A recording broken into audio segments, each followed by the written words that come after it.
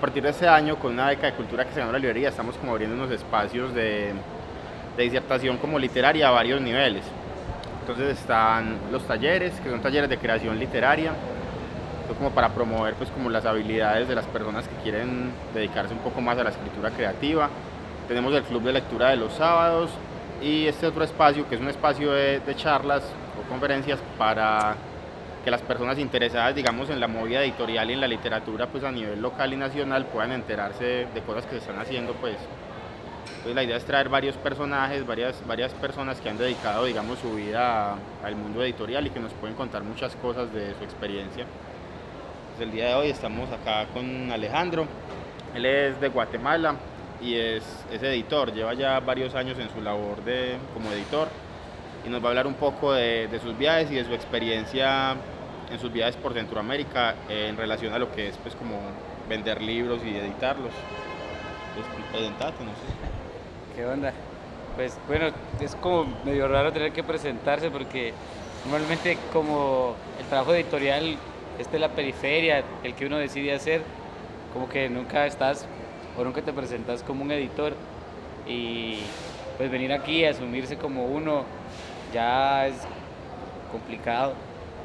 Yo pasé como por muchas artes y en ese camino encontré la literatura y pues la inquietud después de estar en varios colectivos como de editar me llevó a hacer libros y hacer libros a la escena y me volví payaso, entonces tengo como una mezcla rara ahí entre mi profesión de encuadernador, editor y artista de circo, ¿no? Como que entre esos lenguajes decidí jugar y como editor pues empecé más o menos en 2008 con un colectivo que se llamaba Folio 114.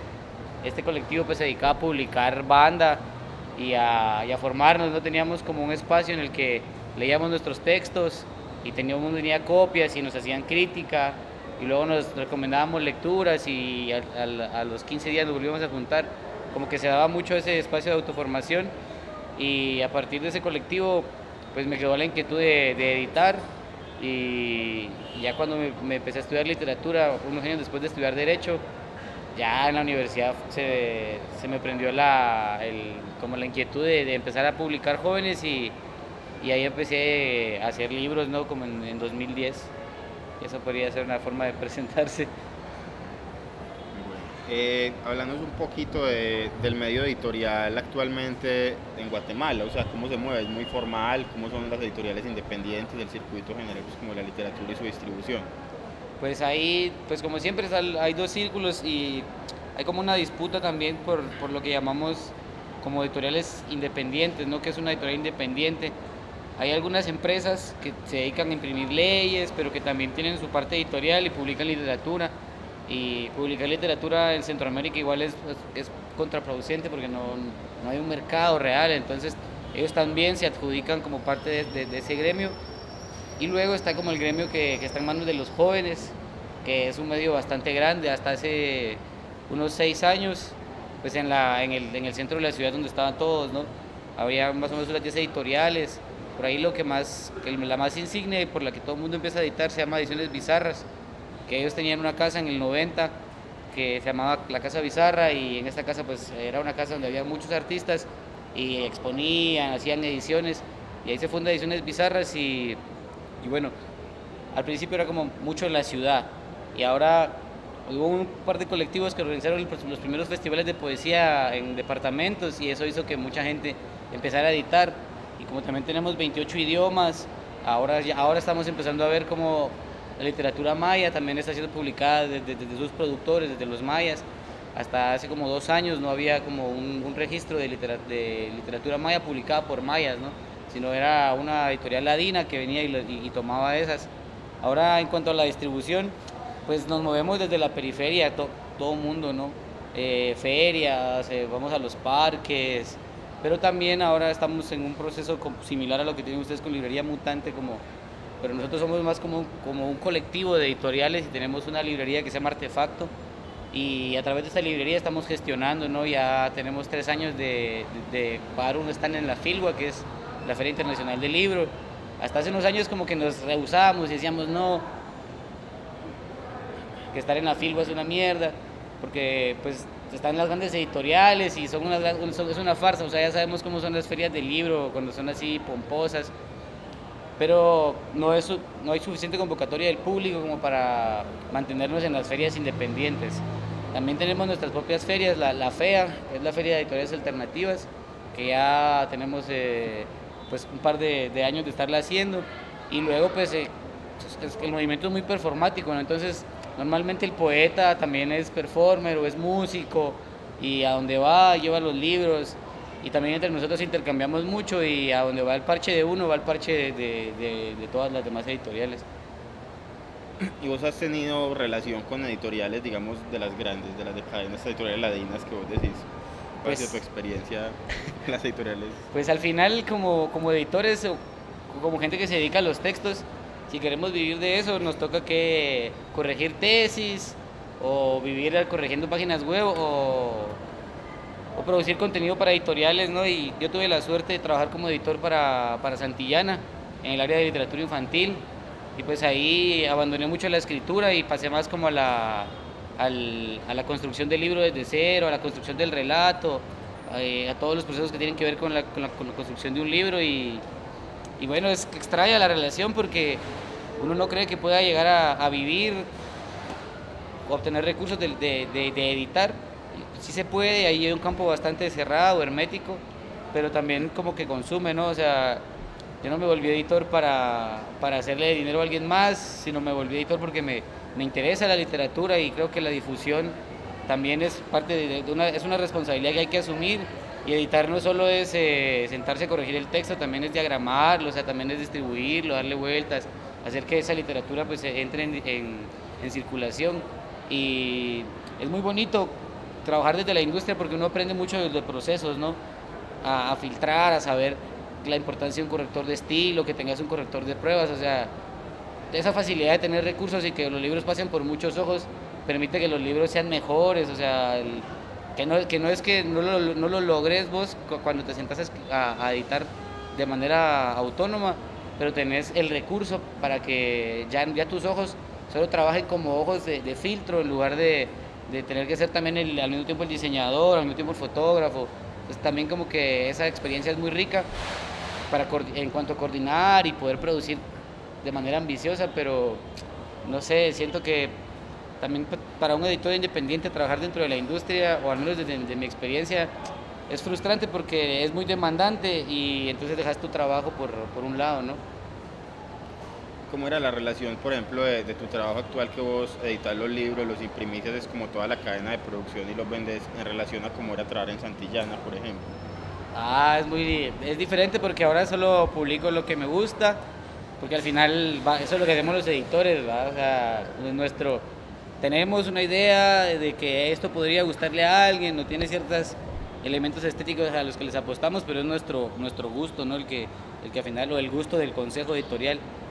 Y la pregunta está complicada, repetir.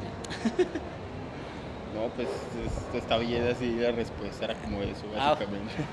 Pues, bueno, entonces como que la diferencia está que, como que la industria tenés el gusto, pues, como que puedes escoger. Tienen los dos gustos, ¿no? Pero como que hacer literatura desde la industria tiene una cosa muy linda, que es una hoja en blanco, ¿no? Es algo que raras veces como editor alguien viene y te dice, tengo esta idea de relato, y empiezas a trabajar el relato desde cero y vas construyéndolo y vas probando posibilidades en el relato, y al mismo tiempo estás buscando un lenguaje visual, ilustraciones. O sea, es distinto a cuando trabajas con alguien que te dice, hey, tengo este texto y tengo esta idea para el libro, entonces vos ya trabajas con la idea que alguien trae, y también es rico, ¿no? Porque hay resultados más experimentales. En la industria estás como limitado, sabes que tenés una producción a 3 colores, que no puedes pasarte de eso, y también como que hay muchos filtros, ¿no? Estos temas no se pueden hablar así. De repente a mí me pasó con un libro que hablaba de un dragón. Era un dragón que en una ciudad que flotaba en los ríos, pero no podíamos usar un dragón porque el dragón vivía adentro de la ciudad, y eso era una evocación al diablo para el público de Centroamérica Norte, ¿va? Y era como, yo no puedo cambiar eso porque hay que cambiar la novela entera, ¿va? Y entonces en la edición normal, en la edición alternativa no te topas con esos problemas. No hay autocensura, pues. No hay o si la hay, vos sabes que si no quieres editar X cosa, no la editas. En cambio, trabajando con la industria te topas con esos textos desagradables o con esas, o te toca que hacer cosas como eso, ¿no? Como decir, bueno, adaptar esto que fue concebido por el autor por alguna razón, pero porque el público o porque el mercado se cree que vas a evocar a otras cosas, tenés que desarmarlo, ¿no? Por ejemplo, esa novela fue muy difícil, pues reconstruirla, y como editor te toca que hacer eso, ¿no? Porque al autor no le vas a decir, hey, quítele el dragón después de 400 páginas, ¿no? O sea, sos vos el que te toca que, pues puta, no, aquí dice dragón, no, pues serpiente, no sé qué, o sea, como que también la presión te hace ser más ágil para editar, pero tus esfuerzos se van en otras cosas, como que puedes multiplicar los relatos, pero a la industria no le interesa multiplicar completamente un relato, sino que sea un relato cómodo, digerible, y también ahí entran otras cosas, porque al menos en la experiencia de trabajar con literatura infantil, hay que saber la edad de la gente, qué contenido tienen en la cabeza a cierta edad los niños, o sea, también es una cosa muy linda decir, uy, este contenido no va para esta edad, pero como en la edición alternativa no tenés ese filtro, puedes hacer cualquier cosa y tu catálogo puede ser muy variado, ¿no? O sea, también eso como que me gusta más. Desde la periferia puedes hacer un catálogo como se te dé la gana, cambiar las portadas una y otra vez, el papel interior, o sea, no tienes esas exigencias que tendrías si estuvieras trabajando para la industria, ¿verdad? Sí. Bueno, te quería preguntar, ¿cómo te llegan los textos que editas? ¿Hay como convocatorias abiertas? ¿Cómo te llegan los autores que editas actualmente de manera independiente? Pues como la pregunta es como medio difícil porque yo he tenido varios proyectos editoriales. El primer proyecto se llamó Sin Tecomates Ediciones y con este proyecto pues que era la mera era del blog, no sé si aquí en Colombia el blog pegó fuerte, pero justo ahí como por el 2007, 2012 el blog estaba en auge por allá por Centroamérica y a través del blog hice una convocatoria y así publiqué los primeros 4 autores, ¿no? Hubo gente cercana que acudió a la convocatoria y hubieron autores guatemaltecos que estaban fuera de Guatemala que también acudieron y ahí salió el primer libro de narrativa que hicimos. Luego mutó mucho el proceso editorial porque me uní a Carlos Antonio Luna, que es mi socio, con el compa con el que hicimos este librito que ahí pueden... Aquel es ilustrador y entonces como que nos juntamos y teníamos muchas ganas de hacer libros y como que no sabíamos por dónde, ¿no? Hicimos Sal, que es una novela gráfica. Ahí hicimos un ejercicio como de cómo se edita una novela gráfica, ¿no? Entonces ya entrar a los dos planos, trabajar literatura visual o lectura visual, la composición y también trabajar el texto, o sea, como cuidar esas dos poéticas y bueno, así fue como también empecé a hacer novela gráfica. Entonces con la novela gráfica pues ha sido distinto porque tú haces una convocatoria, pero la gente trabaja diferentes técnicas y como nosotros imprimimos, tenemos un taller, entonces estamos limitados a 2 tintas o a 3 tintas. Entonces ya por ejemplo hacer una convocatoria de una ilustración a 2 tintas, una tinta, como que también merma un poco que la gente, o no son los estilos que la gente trabaja. Entonces lo que hemos optado es como trabajar a dedo, ¿no? Hey, vos vení, tenemos este texto y este poeta que quiere trabajar con vos y como ahí empezar como laboratorio, que ahí ellos mismos decían, nosotros lo que hacemos es más como ir ahí poniendo tijeritas o cuando las cosas se extienden, pues ahí hacerlas que lleguen.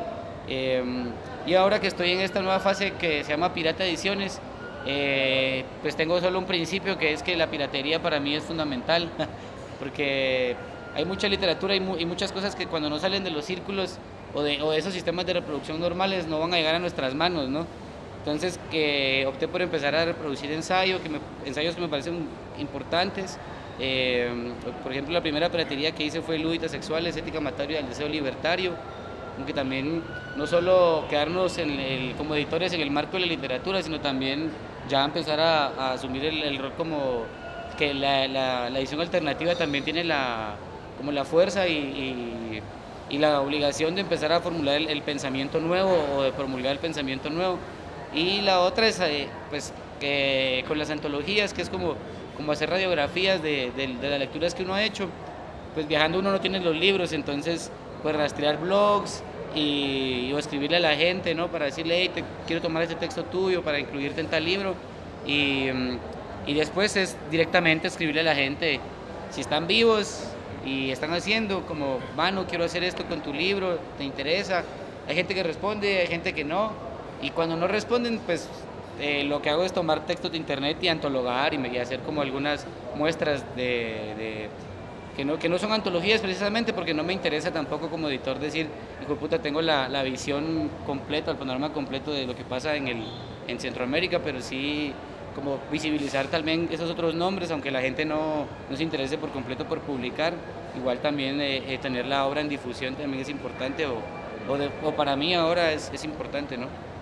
Sí.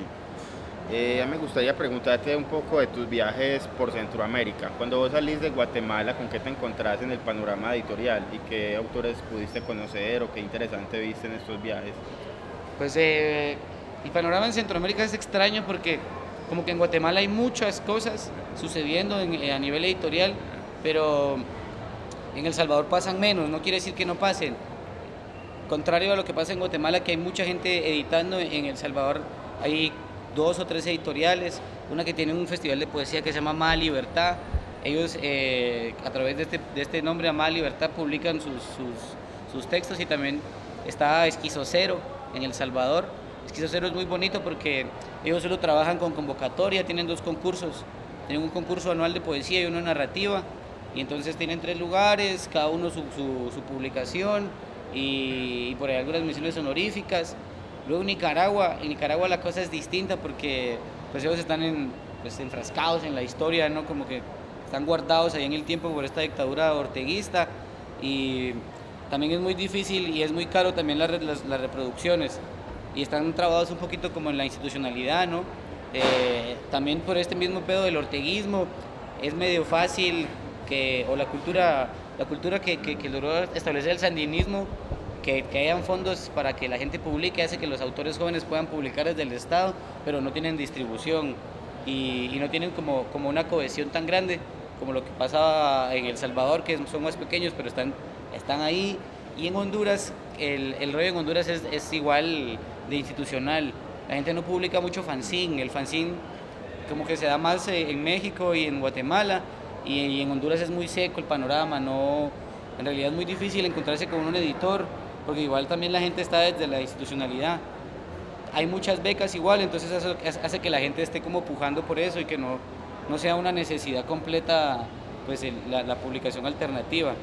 Y en Costa Rica ya ese es otro medio, ¿no? O sea, es más industrial el país, o sea, se parece un poco más como con el rollo como Medellín, ¿no? Que hay mucha pequeña industria en donde uno puede reproducir por cualquier lado cosas.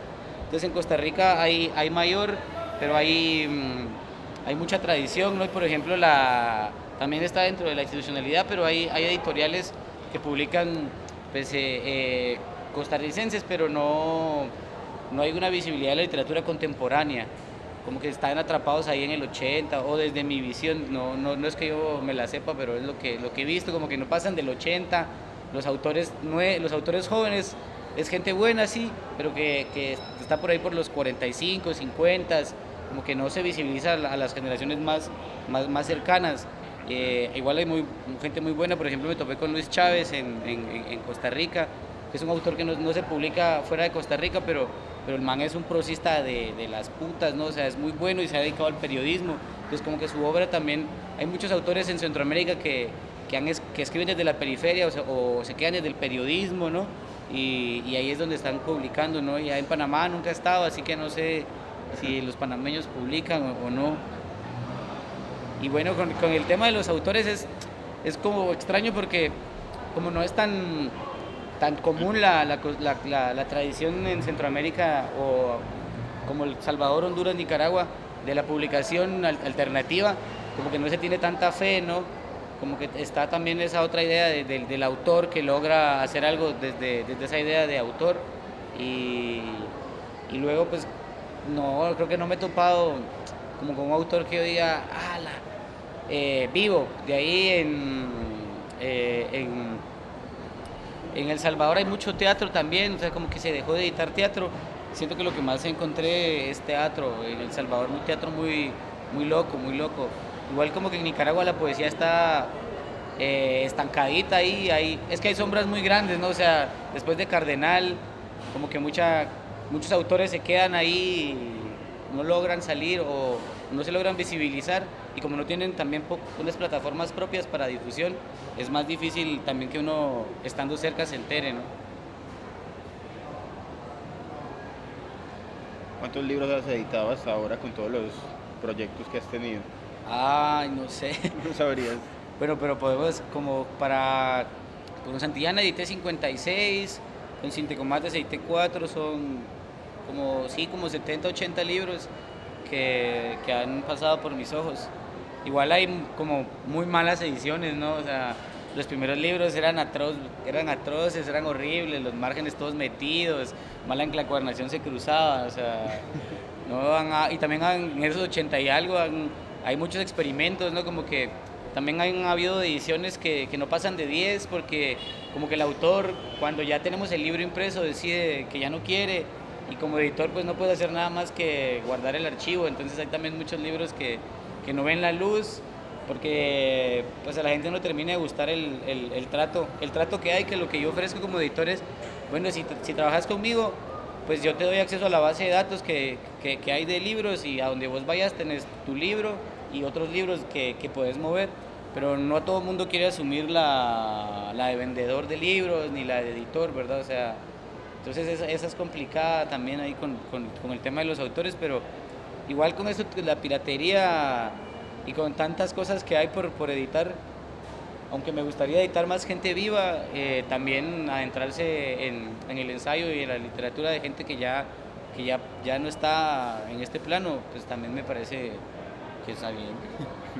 Esto de la piratería que vos me decías que es como una postura muy importante en tu vida, ¿vos lo ves solamente como en un sentido práctico o económico, o también le ves como una connotación política a eso de No, claro piratear? pues sí, es político porque al final estos famosos derechos de autor pues no nos sirven a ninguno de los autores, ¿va? O sea, por cada vez que vos estás pagando derechos de autor por la obra de alguien, es Penguin Random House, que el que está ganándose ese dinero no es nadie. Y mucho conocimiento se queda ahí guardado solo por el puto derecho de autor. Sí. Y yo no sé cómo sea conseguir literatura contemporánea acá en Colombia, o conseguir filosofía o antropología, es difícil. Y entonces para mí la piratería es necesaria, porque entonces cómo llega esta información a nosotros, o sea, ya nos llegó a nosotros, sí, es la época del internet, bla, bla, bla, y todo el mundo podría acceder, pero es mentira que todos tenemos la misma información, aunque podamos tener la misma facilidad de acceder a ella. Entonces como de repente creo que es una responsabilidad también empezar a difundir cosas, y como lo hacemos desde la periferia, o sea, la editorial para mí existe cuando existen los libros, cuando saco el parche a la calle, de ahí, aunque edites en casa, no hay más. Entonces también creo que la piratería es una forma de reivindicar que el conocimiento es para todo el mundo. Por ejemplo, Pirata Ediciones tiene como un lemita ahí que es edita, reproduce y difunde, ¿no? Que para mí es como fundamental, textos que vienen a nuestras manos, no hay necesidad de corregir, no hay necesidad o sea, de ser un maestro en InDesign, sino es sentarse a montar y a reproducir, y creo que por eso la piratería me interesa, y también es de otra forma, es una forma también de vida, ¿no? Porque como artista callejero también decidir vivir desde la disidencia, trabajar desde la calle, y, y eso es una anarquía linda, ¿no? Pero yo tenía como la incertidumbre de cómo putas hacer que dos oficios que no tienen nada que ver se junten, y editar de manera pirata también me dota de esa misma anarquía que el circo también da, y esa misma independencia que yo encontré como artista a través del circo. Hablando desde las relaciones o de las varias artes, vos me contabas que cuando comenzaste, digamos, a interesarte por esto de lo literario, fue como autor, o sea, que escribías poesía, estabas más dedicado a la expresión poética. Y luego pasaste a la edición. ¿Qué relación tiene para vos ese paso de escritor a editor, y por qué se da en vos? O sea, ¿qué hace que te dediques mejor a editar que a escribir y a publicar tus obras? Pues al final creo que cuando empecé a editar yo estaba muy joven, y con muchas ganas, y tuve un maestro loco, ¿no? cuando empecé con ese proyecto, el compa estaba buscando a alguien que le hiciera el favor, el mandado de hacer los libros. Y, y entonces me empezó, Eduardo Villalobos, que es mi maestro, me habló y me dijo, hey, venite, vamos a hacer unas correcciones de estilo. Y me empezó a meter como al rollo de la escritura, ya como un oficio. Y ya estando ahí, ya editando, corrigiendo por cuestiones de pruebas, viendo cosas de diagramación, pues mi compa, Eduardo, me tomó y me llevó a la gramática y me empezó como a enseñar y a decir, bueno, vamos a editar, ¿no? O sea, vamos a ver diferencias entre editar, corregir estilo, cuando está siendo muy intrusivo, o sea, cómo él literalmente fue como mi entrenador, ¿no? Y yo seguía con la inquietud de publicar y de editar, pero siempre he tenido problemas con mi verborrea y me cuesta callarme a mí mismo. Y encontré que como que la literatura tiene muchas variantes, muchos oficios, ¿no? No solo el oficio de escribir, sino también el oficio de encuadernar, también está el oficio, antes no, del impresor, y también está el oficio del editor, que es entender el lenguaje desde otra lógica, ¿no? Como al final te toca que ser como el que llega a intentar decir, uy, quitemos esto para ver qué hay detrás. No sos el que manipula, sino tu trabajo es más como recibir sensaciones, ¿no? Y entender también a nivel narrativo, o sea, uy, este relato tiene una estructura muy floja, o se pierde la intención, o en tener solo conocimiento de los tiempos, ¿no? Entonces como que en ese ejercicio ahí de trabajar y de hablar mucho con autores, encontré que se me es más fácil el lenguaje de la literatura desde fuera que estando dentro. O sea, yo sigo escribiendo poesía y mi vocación es poética, pero a nivel narrativo como que el relato lo entiendo desde fuera. Me gusta esa visión periférica que te permite del relato estar afuera. En cambio, cuando estás adentro, pues como que el relato te golpea, pero estando afuera lo disfrutas y es como más fácil que aflore lo que sobra o lo que falta también. Entonces como que ese es el proceso de cortar y pegar que me llevó a saltar como del oficio de escribir a editar. ¿Cuál es finalmente el límite, como decías vos, para no ser como intrusivo como editor? Porque vos ahora cuando hablabas de la labor del editor, lo hablabas de una manera como algo que es muy constructivo en relación a la obra. Yo las veces que he editado texto o que he tenido contacto pues con amigos en la labor de la edición, siempre ha sido o sea, el texto se escoge porque nos gusta y la labor de editarlo siempre es mucho más básica porque se queda más como en la corrección gramática y de cosas pues más gramáticas y formales más directas. Pero vos hablas de esto como una forma de reconstrucción también de algún modo de los textos. O sea, ¿cuál es el límite hasta el que un editor puede llegar? Pues yo creo que como que el límite es, o sea, no es que exista un límite o un método, porque al final, o sea, yo aprendí con una escuela, que no quiere decir que todos los editores lo hagan de esa manera, pero creo que el límite está en que uno tiene que recordarse siempre que no es tu obra, o sea, tu trabajo no es escribir de nuevo, sino que tu trabajo es encontrar cuáles son esas grandes propiedades que hay en el relato, que hay en el texto y que el autor, o por ponerle atención a otra cosa, o por estar embalado en otro, los problemas de la escritura no logra ver. Es más como una cosa de sugerencias. El editor para mí no decide, sino es el autor. El editor propone y fundamenta sus propuestas, pero no es el que decide, ¿no? Porque al final el autor tiene sus intenciones y si no las tiene claras, pues el editor es el que como que boom, sacude cabeza y bueno, este relato habla de muchas cosas, que hable solo de una, limpiemos todo lo que se quedaba afuera. Entonces como ese trabajo no quiere decir que vos hagas el relato tuyo o que seas un intruso. Y también en la escucha, ¿no? O sea, también está en que uno tiene que aprender a leer y a escuchar cómo suena el autor para que cuando edites y tengas por ejemplo, te topas con unos errores que no puedes dejar pasar, pero tienes que corregirlo sin que eso se vea como pasó por otras manos. Entonces también ahí es como que la labor sensible del editor de decir, bueno, te voy a proponer que le cortemos esta oración al texto, pero no solo es cortar y pegar, sino voy a proponerte con esto que vos hiciste, que es todo lo que vos escribiste, esto más corto, con alguna finalidad. O sea, como que no ser nunca impositivo. Y el editor no tiene la razón al final, el editor solo es una plataforma o es sí, es una plataforma entre el texto suelto y una publicación. ¿Y alguna vez has tenido como algún tipo de encuentro desagradable o que a alguien no le guste pues como el trabajo de edición, que te diga como que mutilaste algo que no debías o algo por el estilo? ¿La gente se siente conforme generalmente?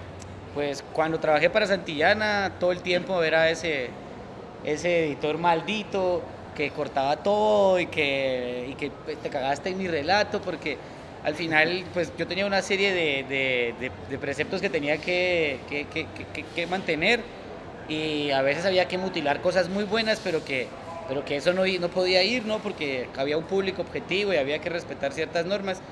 Ahí tuve muchos problemas, como que de repente yo era el que hacía todo el trabajo y la gente se comunicaba más con la secretaria, con el jefe, porque nadie me quería ver la puta cara. Entonces como que también el editor a veces es el maldito, ¿ah? Y muchas veces pasa, ¿no? Que te topas con relatos o con gente que tiene mucho potencial, pero que tiene demasiada verborrea y que, hijo de puta, tiene un relato hermoso ahí dentro, pero mierda, después de 40 minutos de aburrimiento. Entonces tú estás diciéndole, mano, pasemos esto a 2 páginas y la rompes. Y el autor, no, yo soy. Entonces como que también, a veces uno como editor no se salva de ser el maldito, porque pues el escritor siempre quiere, o no siempre, pero normalmente quiere tener la razón completa sobre el relato o sobre lo que escribe, que no quiere decir que no sea así, pero pues al final es como el cine, ¿no? El director de cine tiene como 7 directores más ahí para que ese trabajo que él sabe hacer salga más pulido. Igual para mí es el mundo del libro, ¿no? Como que todos los que estamos involucrados en el libro estamos ahí para que esa obra libro, o sea, no solo la obra es el texto, sino la obra es el libro para mí, quede bien, ¿no? Entonces para mí esa es como ahí la relación y lo malo del editor, ¿no? Por ahí. No sé si oyeron eso, que a Raymond Carver, el primer editor, le hizo mierda a los relatos, ¿verdad? Pero a mí, por ejemplo, no sé, me gustan mucho las versiones cortas de esos relatos. Cuando voy a las largas es como, hijo de puta. No sé si es porque me acostumbré, pero luego cuando uno lee los relatos cortos de Carver, uno dice, hijo de puta, uno prefiere esa contundencia, ¿no? Entonces, como que también el trabajo del editor está para las sombras, en cierto modo. Las sombras es unas partes que le corresponden, ¿no? El Max Brod, pues la figura de Siluete, personaje visibilizador ahí de las sombras. Eso que vos decís me lleva a mí a una pregunta. ¿Vos de alguna manera atribuís a la edición también como una labor de actividad artística o creativa? No solamente lo ves como algo pues como técnico. No, claro, yo creo que, o sea, es como cualquier arte, ¿no? O sea, si uno no tiene una técnica desarrollada, ¿cómo va a poder luego, en el caso de las palabras, cómo vas a poder apalabrar el mundo si no sos capaz de condensar ese lenguaje antes de que salga hacia el papel? Entonces como que la edición tiene unas técnicas, sí, pero no quiere decir que estemos atadas o que nos limiten, sino que para mí el rollo está como en tomar las dos. O sea, la edición formal tiene mucho conocimiento que nos sirve a los autores y a los editores independientes. Entonces creo que sí es una labor artística, pero también al mismo tiempo es una postura política. Editar también es hacer política. Bueno, yo te quería preguntar un poco por la faceta de tu vida circense, pues como tu gusto por esto del clown y cómo, en parte, cómo lo has empalmado con la labor de editor y también qué papel ha tenido eso en tus viajes como artista callejero. Pues es muy difícil encontrarle la conexión, como decir, cómo paso de la literatura a las artes físicas y al circo, pero fue la misma literatura la que me llevó, porque cuando estaba haciendo en este rollo de literatura infantil, me tocó dar un taller de creación de historias para niños, y pues ahí me topé con, jueputa, ¿cómo lo hago? Yo solo he trabajado con adolescentes y con adultos, y un amigo me regaló unas pelotas y me dijo, invente, y se fue, y yo, hijo de puta, ¿qué hago? Pero yo vivía con mucho teatrero, entonces como que, hey mano, ¿cómo hago para motivar un grupo? Y ya fui armando como un tallercito ahí, y cuando ya estaba ahí en el taller, nada sucedió. O sea, hijo de puta, todo lo que me dijeron no pasaba, y me tocó que ahí meterme al relato y jugar con los objetos y empezar como a buscar construir un relato con los objetos del lugar, y los niños respondieron muy bien, y mi jefe me dice, puta, sos un payaso, y yo, anda a la mierda, cerote, no, yo no soy un payaso, sos un payaso. Y bueno, entonces luego de editar empecé a dar talleres y talleres, pero cada vez era más clown y más clown y más clown. Y una amiga me dijo un día, vos acaban de abrir una escuela de circo, probá. Y como desde hace años pues me muevo solo con la encuadernación, pues tenía tiempo y ahí encontré como la conexión. Bueno, la conexión en realidad la encontré a la hora de escribir en clown, porque todo como este bagaje que ya traigo de las palabras y pasarlo al cuerpo, como que no hay conexión, pero el payaso tiene, hay un principio que se llama el principio de la verdad. Entonces el payaso habla desde la verdad, pero también desde la inocencia y desde la estupidez. Y entonces esta combinación hace que uno tenga un juego de palabras muy rico, ¿no? Y que a la hora de estar en escena, como que toda esta construcción que ya he venido haciendo sobre mí de las palabras, cuando la evoco aparece y se vuelve parte de la escena. Pero también a nivel dramático me sirve porque como aprendí a escribir y aprendí a construir relatos, para construir números, pues es más fácil porque ya me imagino una historia y luego ya lo paso al lenguaje payaso. O sea, como que yo encuentro ahí esa relación, pero no sé si soy yo el fumado, pero a mí me funciona. Y yo ahí encuentro esa relación que hay como entre... Igual hay muchas relaciones porque pues todas las artes se basan en los mismos principios, ¿no? Tiempo, espacio y ritmo y materia. Entonces, al final, escribir literatura o hagas escena, estás trabajando con esas, o hagas fotografía o lo que hagas, estás trabajando con el tiempo, con el espacio, con la materia. Entonces, al final, esos principios como que se pueden pasar de un lugar a otro y te nutre porque, de hecho, la literatura ayuda mucho para crear vestuarios porque uno piensa, bueno, que escribe un personaje, ¿cómo lo describiría? Puta, lo visualizas, lo logras visualizar y ya solo vas luego pues a la otra parte que es la construcción. Y no sé, ahí por ahí encuentro yo esa conexión que hay entre mi paso de la literatura al circo. Y pues el circo precisamente porque el circo permite que muchos lenguajes fluyan. No hay necesidad de ser, para estar en el circo no se necesita ser un alto acróbata o un alto malabarista, sino tener un lenguaje que uno explore y que se pueda llevar a escena. Y entonces, pues por eso el circo, porque permite que uno mezcle los lenguajes que uno le dé la gana, el audiovisual, la acrobacia, el malabar, la danza, la literatura. Te quería preguntar un poco por tu obra ensayística, que me estuviste hablando de unos ensayos sobre el tema queer, que me parece muy interesante eso, me gustaría que nos hablaras un poco de eso. ¿De dónde nacen esos ensayos? Si los publicaste. Pues ahí al rato, o sea, van a quedar cosas acá para que los que estuvieron no digan, uy, ese cerote solo habló mierda y no vemos. Pues también como desde la editorial cubre muchos temas, ¿no? Ahí hay como editoriales de matemáticas y de física. También hay otros aspectos de la editorial que yo siento que están descuidados y es el ensayo. Y yo estoy muy metido con el tema del género y con el tema de las minorías, porque vengo de un barrio y entonces hay mucha información que surge de esas periferias. Y bueno, ¿no? Entonces empiezan las inquietudes sobre la sexualidad y las pláticas y las lecturas sueltas, pero todo el mundo tiene esas inquietudes, o no todo el mundo, sino un cierto grupo. Y luego es como, ¿y en dónde conseguimos esas referencias, no? Entonces con unos amigos hablábamos de empezar a publicar y empezamos a piratear cosas en Guatemala. Empezamos con la sociología del cuerpo de David Le Breton, un ensayo sobre el cuerpo, ¿no? Sobre cómo la sociedad nos afecta a nosotros como el cuerpo. Y luego pues tengo un ensayo sobre danza de una amiga que se llama Elena Ortega, que es bailarina contemporánea y hace circo también.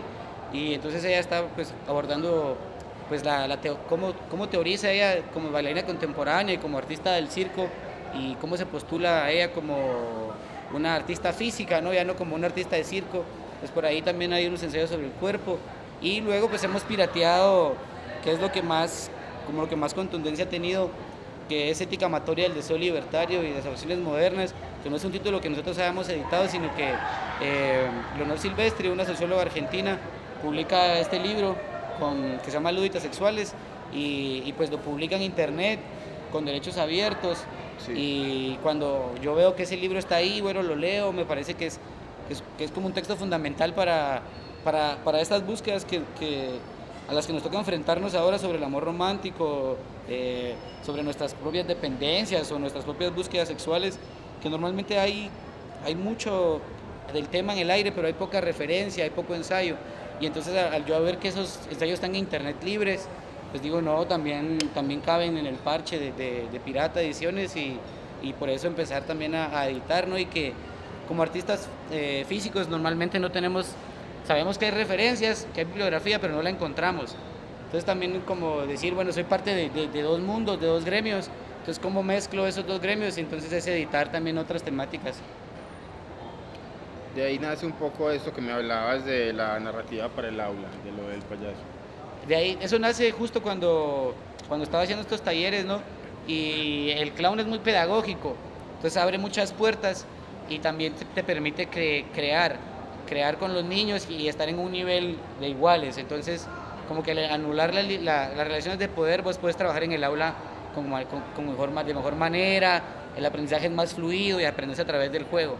Y las narrativas en la enseñanza es una técnica que dice que el relato atraviesa, bueno, el relato ya todos sabemos que atraviesa todas las materias del mundo, o sea, uno puede construir un relato desde las ciencias naturales, desde la sociología, y es una forma de hacer que los niños que tienen otras inteligencias, otras formas de leer, también tengan la posibilidad de crear o de leer, porque no solo hay lectura escrita, sino también hay lectores auditivos, hay lectores visuales.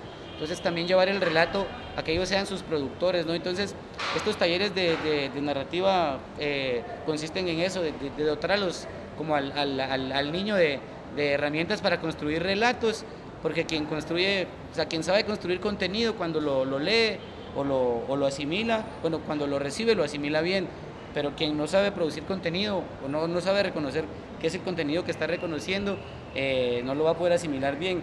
Entonces estos talleres surgen justo como decir, cómo rayos llevamos la pedagogía de la literatura y el juego al aula de una misma forma, es a través del payaso, ¿no? Porque el payaso puede hacer títeres, puede contar un cuento, o sea, puede hacer cosas que un maestro normal no hace. Entonces esa es más o menos la búsqueda como de decir, hay una técnica que es escénica, pero que también se puede aplicar al aula, mezclado también con el tema de la narrativa, porque entonces ya es transversal completamente, ¿no? La narrativa atraviesa todos los contenidos, pero también la lúdica hace que ese contenido que ya pasó por acá y que ahora está siendo escrito también pase por el cuerpo, porque ya no vas a solo a leer o a escribir o a dibujar, sino también vas a representar. Y es también apelando un poco a la memoria corporal, ¿no? Porque la inteligencia corporal como que está muy abandonada y es cierto que hay un buen lector pues puede ser una persona muy aguda, pero también alguien con un cuerpo despierto también puede llegar a ser muy crítico. Entonces, como que pensar también la educación no solo desde lo teórico, sino también desde el cuerpo. Te iba a preguntar por la autoedición, porque nosotros empezamos un poco a editar con la editorial por la necesidad de sacar nuestros propios textos. Cuando vos has escrito ensayos o tu propia poesía, también la has autoeditado, o sea, al ponerla en libros también la modificas. Pues sí, solo una vez me he autopublicado, que es un texto que se llamaba Dolografismos, ahí un fanzincito pequeño, pero a mí como editor no me gusta autopublicarme porque al final yo no tengo la razón sobre todo, ¿no? Yo como editor ayudo con algunos textos, pero entonces hace falta alguien que ayude a mis textos. Y pues he buscado y he publicado en revistas, pero nunca una publicación como poeta, ¿no? Porque como no ha sido como algo que me interese. Creo que la autoedición es completamente válida, o sea, no tenemos un sistema editorial que nos permita poner nuestra obra en circulación, y si existiera tampoco es que la demanda de la literatura contemporánea sea tan grande, ¿no?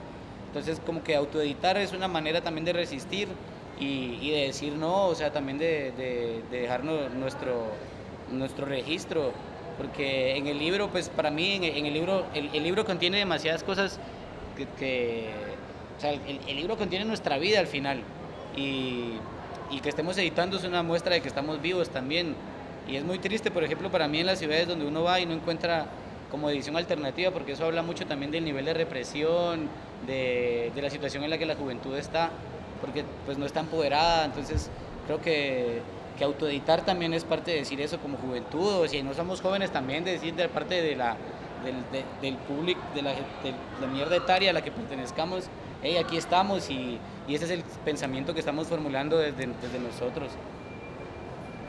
quería decir que nos hablaras un poco brevemente pues de los proyectos que hiciste con cada uno de los colectivos que tuviste en estos años, por ejemplo lo del taller Mente Inquieta, lo de la gente de Sintecomate, el colectivo Sopa, un poco de cada uno de ellos pues a grandes rasgos para saber. De una. Pues bueno, Folio 114, que fue el primero, Folio 114 venía de esta casa que se llamaba Ediciones Bizarras, y en Folio 114 pues solo nos dedicábamos a hacer crítica, a llevar contextos y a que todo el mundo te decía mierda y salías de ahí desbaratado. Y se hacían un poco de performance.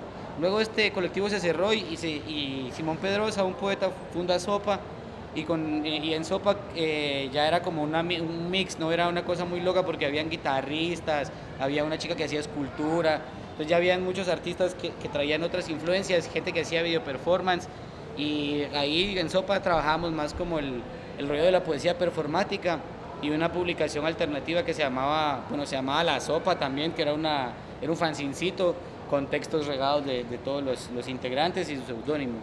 Y bueno, en Sintecombates Ediciones, ese era mi proyecto personal, lo hice cuando estaba estudiando Derecho y Literatura, y ya cuando abandoné eso, Taller Mente Inquieta, en Taller Mente Inquieta, junto a Antonio Luna, el compita con el que hicimos el libro, decidimos comprarnos una imprenta y empezar a producir los libros desde cero nosotros. Entonces, como el Taller Mente Inquieta lo que buscaba era como ser una plataforma donde todos quienes estuvieran produciendo libros tuvieran un taller, y ahí nosotros teníamos el taller a la disposición, el taller tenía serigrafía, litografía y muchas mierdas ahí. Entonces como que el proyecto de Taller Mente Inquieta era tener una plataforma donde los editores pudieran producir y abandonar un poquito la impresión casera, como de la impresión de inyección, porque a nosotros nunca nos ha gustado como el tema bueno, no nos gusta el tema de la mala impresión, y también los libros como encuadernador creo que tienen que tener valores de conservación. Y si vos haces o sea, no tiene nada de malo imprimir porque es un recurso, pero también al tiempo los libros se deterioran mucho, entonces pues ahí surgió como la necesidad del taller, y ahora pues con Pirata Ediciones que soy yo ahí intentando continuar, pero como ya tenía otros proyectos que también tenían otras cargas y tenían otros momentos de mi vida, decidí pues sí tomar esas otras ediciones que habíamos hecho, pero también empezar a editar cosas nuevas desde mi nueva perspectiva. Y que en el taller tenían equipos de encuadernación y todo. Sí, la idea del Taller Mente Inquieta fue que tuviera una editorial que tuviera todo, o sea, que tuviéramos ahí los equipos. Teníamos una Vedic 360, no sé si saben, pues una maquinita que imprime a una tinta, y algunos cuadros de serigrafía, herramientas de encuadernación, prensas, papel a morir, o sea, como que era un taller abierto para que la gente llegara a producir. Los que más llegaban normalmente eran artistas plásticos, editores casi nunca llegaron. Ah, qué interesante. Como que a los artistas plásticos en Centroamérica les interesa más el fanzine que a los editores, como la edición es muy formal. Entonces, por ejemplo, hay un proyecto que se llama Catafixia, que es como el proyecto que más bomba dio en los últimos años, porque hicieron una colección que se llamaba La Maya y Latina. Entonces la Maya era un intercambio de un poeta guatemalteco por un poeta suramericano. Entonces se fueron así por cada país, y luego ellos ya como que son los que llevan un poquito la batuta en cuanto a la edición en Centroamérica, porque ya lograron publicar a Zurita, a Coser, o sea, como que también la edición desde lo marginal también ha tomado un auge como más fuerte, y por ejemplo eso no se había visto, o sea, ninguna editorial formal que no fuera el Fondo de Cultura tenía Zurita por Centroamérica, ¿no? Y que ya una editorial que no es más que los libros en la casa del compa con el que uno se toma las cervezas, ya eso es como un logro muy grande, o sea, como que también la edición alternativa tiene mucho potencial. Por ejemplo, en Guatemala el tema de la memoria histórica también, y el teatro político, la batuta en editorial la llevan las editoriales alternativas, porque normalmente somos los que estamos afuera los que decidimos hacer estos temas visibles, ¿no? En relación a los demás artistas callejeros, a los, digamos, teatreros, a los malabaristas, a los músicos, pues ¿cómo es la situación en la calle del artista de la literatura? ¿Cómo se la puede jugar también? Pues mira, yo siento que en el sur o sea, el sur da más que Centroamérica para vivir del fanzine. Como que uno puede parchar, a la gente le interesa, y el hecho también a veces de ser literatura que viene de otro lado del continente, pues también llama mucho la atención, pero en Centroamérica es difícil, porque también el tipo de turista que llega no es que quiera llegar a ver, uy, quiero saber la tradición literaria de este país, sino quieren playa y alcohol y drogas, lo que todo turista quiere. Entonces es difícil, como en Centroamérica, el tema de vivir solo de la literatura. Normalmente el editor se dedica a la artesanía o a la encuadernación, ¿no? O sea, como cosas que no se desliguen mucho, que te permitan tener un parche, pero también moverte. Y, y luego creo que hay una cosa ahí muy loca como la pornopoesía, el terrorismo poético, como que tal vez no es una escena que pueda ser pagada, pero como que la palabra también tiene una capacidad de acción. Y al igual que lo hace el teatrero, que lo hace el payaso, que puede intervenir la calle, creo que si no el poeta, quien quiera, puede tomar la palabra y hacer uso de ese espacio callejero. Pero no es muy común subirse a vender un poema a un bus, que es raro que alguien te lo quiera comprar o sea, no funciona tanto. Hey, buenas noches, yo vengo hoy a venderles este poema.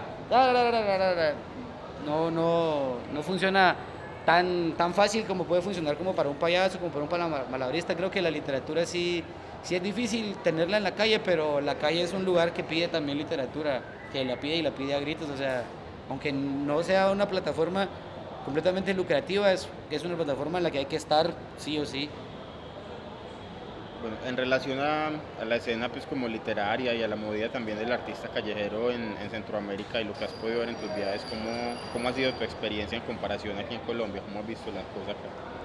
Pues creo que acá hay como un boom o una explosión más grande en el tema del fanzine. Hay mucho fanzine, la gente edita sus propias fanzines por todos lados y eso es muy bonito, ver que la gente también ya se anima a producir su propio contenido.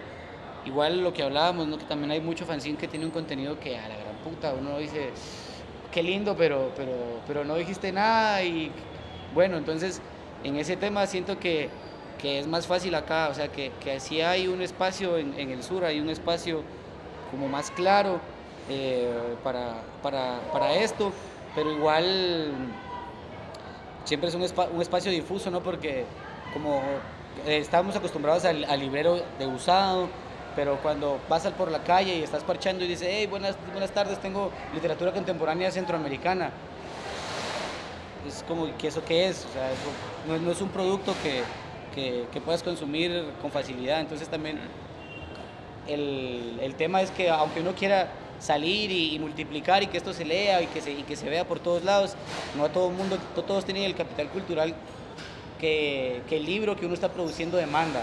Y no es que eso sea clasismo, sino que no todos los lectores tienen la capacidad de absorber lo que a veces la literatura desde las publicaciones alternativas está proponiendo. ¿Has visitado más ciudades o solo aquí en Medellín desde que estás en Colombia? Bueno, en Bogotá estuve 2 semanas y en Bogotá fue muy fácil como editor, la verdad, porque estuve parchando en la Nacional y de ahí eso, la misma gente me dio los datos de centros culturales y los centros culturales como que muy activos, hey, déjenos libros y pues se hicieron algunos talleres de encuadernación fugaces, como que me recibió muy bien, pero como que a nivel intercambio logré hacer más intercambios en Medellín que en Bogotá. Igual también estuve muy poco tiempo, ¿no? O sea, 2 semanas, así como de pasoncito. ¿Planeas visitar más ciudades o te quedas por acá? Pues ya estos días estoy por salir a ver qué pasa, a ver qué pasa por acá, por el Caribe. ¿Vas a seguir a otro país o...? Pues no, voy para Guatemala porque pues como con este tema del payaso en el aula, yo me vine a hacer un diploma en clown acá a la UDA y pues lo terminé y ahora pues tengo un proyecto que dejé gestionado y salió la beca para el proyecto, entonces voy para Guatemala de nuevo. Qué bueno. ¿Te gustaría editar algún autor colombiano de pronto que hayas conocido en este tiempo o has pensado en ello? Sí, de Opio en las nubes, cuando leí esa novela dije, jueputa, eso tiene que estar leyéndose en Centroamérica. O sea, me pareció que es una novela que por allá nos gustaría mucho, o sea, como que la literatura centroamericana va mucho por ese tema y hay autores que justamente están publicando ahora, que tienen la misma edad, y sería interesante también para mí llevar eso y ponerlo, ¿no? Como decir, hey, mire qué está pasando con la literatura en otros espacios. Y igual, de Gonzalo Arango me gustaría huevearme algo, a lo mejor termino haciéndolo, y si lo hago, ahí les contaré. Pero como que esos dos autores, por el momento, de lo que ha llegado a mis manos, es lo que me interesaría piratear para difundir por allá. No sé, yo creo que ya podríamos ir cerrando la conversación. Si alguno tiene alguna pregunta, algo que le quiera decir a Alejandro. Y acá, ¿cómo qué similitudes o diferencias? Sí, en publicaciones, en fanzines, en autopublicación. Pues el escáner que he podido hacer en ese tiempo que he estado, creo que la búsqueda de la literatura es muy similar, como que estamos muy cansados de esos grandes tronos que nos dejó el realismo mágico, esas grandes sombras que nos dejó, pero que los otros autores están describiendo desde la marginalidad y esa otra literatura infrarrealista o con un realismo sucio nos llaman mucho, ¿no? También hay poéticas que nacen desde la tierra, desde el conocimiento ancestral, que tienen muchas coincidencias. Entonces como que yo veo una similitud muy fuerte en cuanto a la literatura indígena y lo que para mí sería pues la literatura ladina, ¿no? Que en Guatemala pues por la clasificación social que tenemos, ¿no? Ladinos e indígenas, y que la literatura también ladina o la que he podido tener acceso en Colombia también va mucho por ahí, como que desde la disidencia, de hablar desde el malestar, buscar estéticas, buscar la belleza desde lo sórdido que son nuestros espacios, ¿no? Yo siento que esas son las similitudes que encuentro y que también históricamente, o sea, si uno revisa la historia colombiana y la historia centroamericana, nos estaban pasando cosas similares al mismo tiempo, ¿no? Y también al ir a la literatura como que eso se refuerza más, ver que somos más parecidos de lo que creemos, ¿no? Y en cuanto al fanzine, pues es distinto porque acá se publica fanzine de muchas cosas, de muchas cosas. Y en cambio, pues en Guatemala se publica más el fanzine desde el artista visual, es el artista plástico el que está haciendo fanzine, el que está buscando desde el papel. Y en cambio el escritor ya está más acostumbrado a la publicación independiente, entonces ya no tiene esa necesidad de autopublicarse porque ya hay un medio que si no cabe en uno, cabe en otro lugar. Entonces eso sería más o menos como lo que yo encuentro en similitudes. Hola, buenas tardes, mucho gusto. La labor que realizas estaría en contra de los libros electrónicos. Mira, es complicado porque por la edad que tengo tendría que ser electrónico, ¿no? Y decir, sí, que viva el iPad, hijo de puta. Pero también es una mierda, el físico es una mierda por lo elitista que es en ocasiones, pero el digital más. Yo no sé cómo sea aquí, pero por ejemplo en Guatemala el 12% de la población tiene acceso a internet. Entonces decir que yo le voy a apostar al libro digital es apostarle a la nada, porque pues mi público no está ahí. Ahora bien, por ejemplo hay editoriales, Patológica Editores, que es la editorial de un chico de 20 años, que él está dedicado directamente a la plataforma digital y él mueve sus libros bien por ahí. Y está publicando autores jóvenes, pero esa es como su línea, ¿no? Entonces yo creo que también es una plataforma, pero mientras yo no encuentre como un lenguaje en esa cosa digital para explorar, no me meto, porque en el lenguaje del papel sí encuentro cómo jugar, cómo modificar el libro. Para mí el libro no es un soporte de texto, sino el libro es una pieza de arte, ¿no? Es como, somos 5 aquí metidos en este libro para hacer esa pieza que vamos a llamar libro, ese objeto libro. Entonces siento que es difícil, ¿no? Para mí visualizar el objeto libro desde el EPUB, por ejemplo, ¿no? O sea, que al final que es un EPUB, es un PDF, pero encriptado para que solo lo lea un cierto tipo de formato. Hay cosas lindas en el digital como el EPUB Fixed Layout, que ya puedes meter animaciones, y hay gente que por ejemplo hace libros y en los libros pone un código y viene el niño y escanea y hay un jueguito, lectura transmedia que le llaman, que también es otro método, pero al menos a mí como trabajo la calle, me interesa como más estos públicos, creo que el digital no es para mí, pero no creo que sea un mal medio.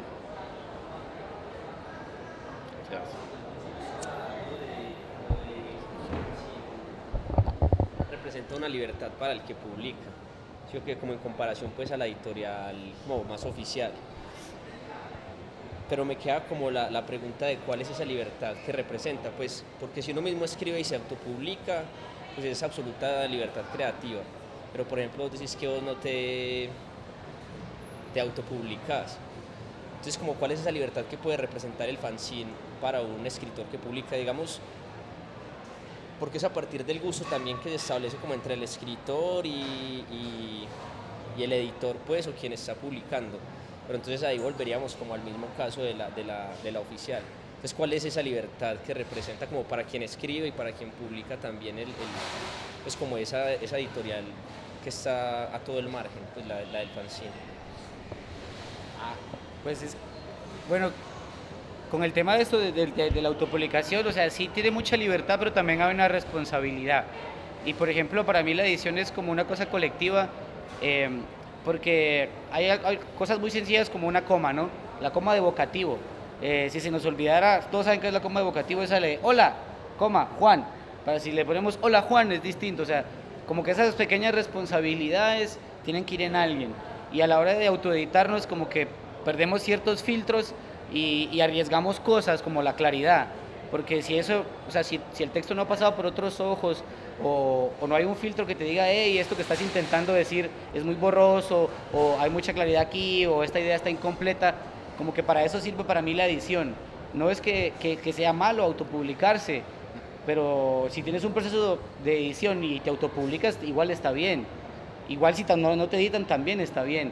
Pero creo que hay como una responsabilidad con quien consume ese libro, ¿no? O sea, tú vas a publicar un libro y el lector, tienes una responsabilidad con el lector de tener una buena caja, de hacer que cuando abra tu libro, él pueda leerlo y no tenga que estar batallando con el libro. O sea, como que esas pequeñas cosas que son de aspecto técnico, el proceso de la edición formal las evita, pero no quiere decir que la anarquía del fanzine no sea hermosa, pues, o sea, también hay una poética en eso, pero ya como hacedores de libros, como gente que se dedica al oficio de hacer libros, creo que hay que tener las dos líneas, ¿no? O sea, sí, venga el fanzine, riguroso. Ajá, sí, venga el fanzine, venga la anarquía, venga el diseño como venga, pero también la rigurosidad del oficio no quiere decir que porque yo imprima en láser tenga más calidad editorial que vos, eso tampoco es así.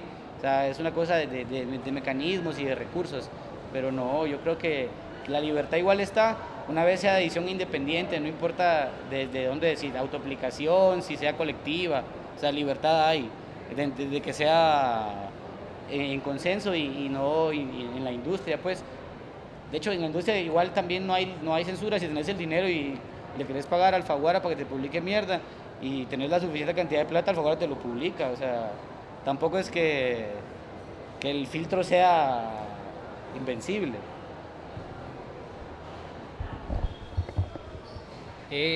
¿Aún sigues disfrutando ser lector cuando tienes un texto o se te sale eso de editor y desarmas el texto? Pues es que tal vez no es que el editor sea un malvado y que oh, este relato está malo. Igual de repente uno siempre se le sale el ojito, pero ahí lo deja uno, cállese, esto estoy leyendo. Y igual es rico también porque al final el ejercicio del editor es decodificar, ¿no? O sea, decir, wow, esto está hecho así. Y entonces para poder tocarlo, para poder sugerir, hay que descubrir cómo está hecho.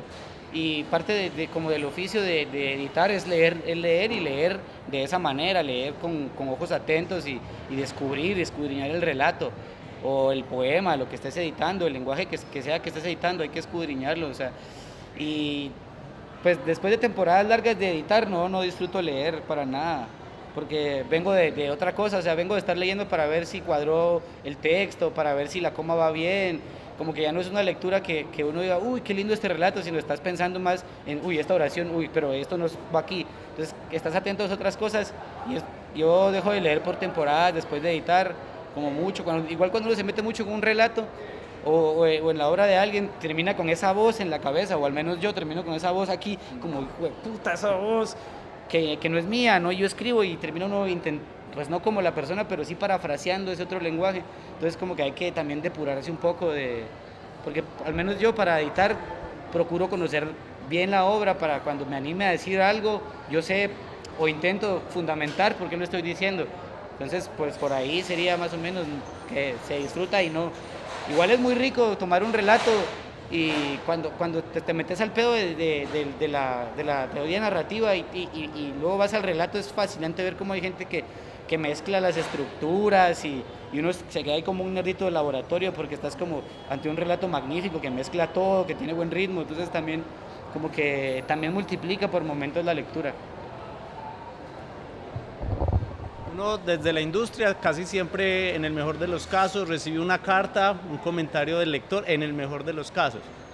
Supondría que desde la periferia o desde lo alternativo hay otros diálogos, pero ¿cómo es desde lo alternativo decirle no a un texto y tener ese diálogo con el autor? Decirle que no a un texto es lo más feo del mundo porque primero, o sea, ¿quién sos para decirle que no? Eso es lo primero que me pasa a mí en la cabeza, hijo de puta, o sea, yo no soy quien para decir que no, pero también no quiero eso en mi catálogo y lo tengo claro. Y yo normalmente trato de decir, mano, mira, o sea, no me gusta o no lo publicamos por estas cosas. Y hay gente que responde bien y hay gente que no, que seguro no ve el correo o que te maldice. Pero bueno, o sea, yo he mandado miles de correos a editoriales y nunca han respondido. Y hay gente que te dice, sí, lo voy a leer y nunca lo leen. O sea, también es parte de eso, pues, o sea, tú haces una convocatoria y te llegan 10 textos de 15 páginas y, güey, puta, vas a pasar leyendo esa mierda los próximos 4 meses para decidir y que te llegue un quinto a última hora, no, ya no quieres, o sea, también hay muchas cosas detrás como para recibir los textos que a veces uno como lector no sabe, pero igual siempre es duro, o sea, porque todo texto que llega con un afán, quien te manda un texto tiene un afán, cree en el texto que te está mandando, hay algo que lo motiva y en cierta manera te toca que ser el que le dice que no, pero no es que no sea publicable, sino no es publicable acá. O sea, yo no lo voy a publicar, puedes autopublicarlo, puedes ir a otro lugar. O sea, como que también ver que un no son todos los nos. Y también a veces un no es una señal para uno como artista de la palabra, pues, porque no quiere decir que una obra, que la primera obra sea la gran obra, o si saber si esa gran obra va a llegar.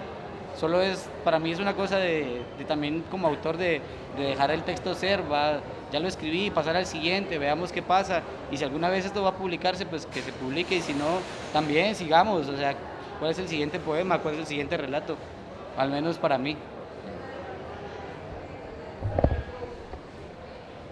Ahorita nos compartías un texto que tiene 500 ejemplares y dice que se hizo a mano. ¿Cómo fue el proceso de creación? ¿Lo hiciste solo o tienes un equipo? Es equipo de dos, o sea, somos dos locos cerotes haciendo, bueno, en Guatemala cerotes como parcero. Éramos dos locos y no sabíamos usar la imprenta. Vimos un par de tutoriales en YouTube y dijimos, bueno, vamos. Y ahí haciendo cagadales. Pasaron como la primera edición, fueron como 2 semanas de trabarse, desperdicio de materiales. Hijo de puta, hubieran salido como 2.500 ejemplares, pero fue ahí la aventura, ¿no? Y era sentarse a fumar, a liarlo, a pegarlo, a las cervecitas y bueno, culeros. Doble pegue, doble pegue, doble pegue, doble pegue. Siguiente día, doble pegue, doble pegue, doble pegue. Y ya. Luego empezamos a hacerlo distinto y hacíamos tirajes de 100 y se acababan los 100, sacábamos otros 100, luego ya los 50 y le avisábamos al autor, bueno, se acabaron. Pero después de los primeros 4 títulos, con como 300 libros de cada título en el estante, es como hijo de puta. O sea, publicar en cantidad también es un poco absurdo para estos sistemas, estos mecanismos lentos de circulación. Es rico como autor decir, hijo de puta, 250. Pero a veces un título de 250 en Guatemala, si te va bien, 2 años y medio para que se acabe.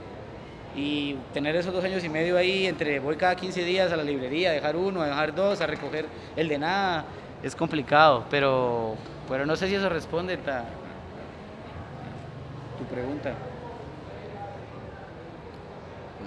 Gracias. Con esto finalizamos, muchas gracias por asistir, los esperamos aquí en la librería para los talleres, para el club de lectura y los próximos conversatorios que se hará uno mensualmente. Bueno, ya, qué bueno que estos espacios los podamos generar y venir a dialogar acá sobre literatura. Y salud pues. Salud.